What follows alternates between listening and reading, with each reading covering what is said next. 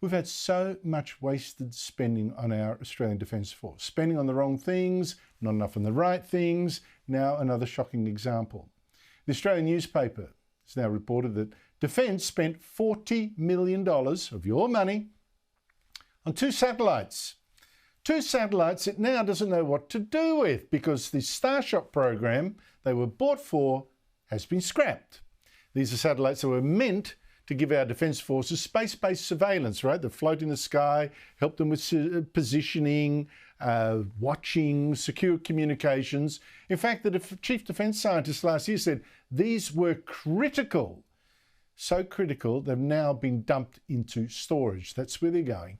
Joining me is the country's top foreign affairs writer, Greg Sheridan of the Australian newspaper. Greg, I mean, you've had plenty to say on the show in your columns in the Australian about how badly we've equipped our armed forces with the wrong weapons, with weapons too late. How about this waste? Well, Andrew, it's great to be with you as ever, but this is just another of the Keystone Cops pantomime folly of this government. Ed Husic, the Industry Minister, is a shockingly bad minister, even by the standards of the Albanese government.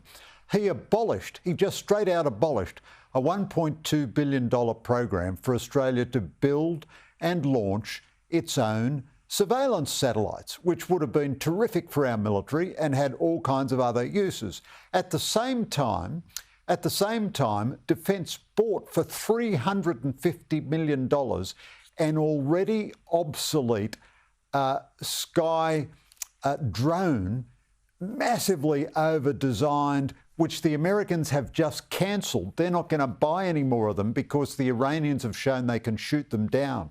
Defence did this partly because it's underspending its budget, because there's such paralysis and confusion brought about by the Albanese government's inability to do anything except have reviews in Defence. So Defence will be a couple of $100 million short in its spend, and it's wasted $350 million on a bit of technology which is already obsolete.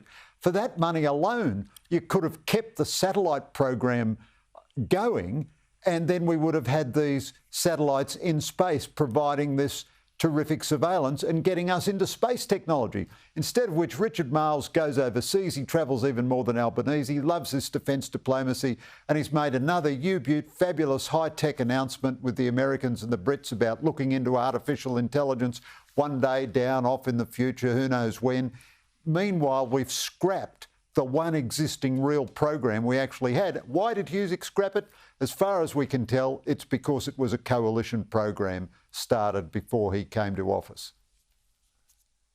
Greg, how can a program go from critical, according to the Chief Defence Scientist, last year to let's just chuck it in the the junk pile this year? I mean, I just don't get it. I totally don't get it.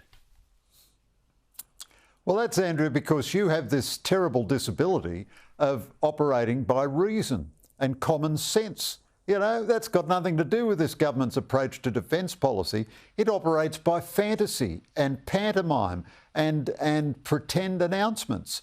So every nation that has any serious capability manufactures and launches its own surveillance satellites. That's kind of entry level. You know, it's like when you finally earn a decent income and you buy your first luxury car, it's always a Beamer. You know, that's gets you into the club.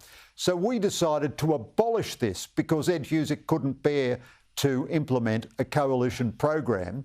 And instead, we're doing nothing now for space satellites, but we claim we're going to be a high-tech.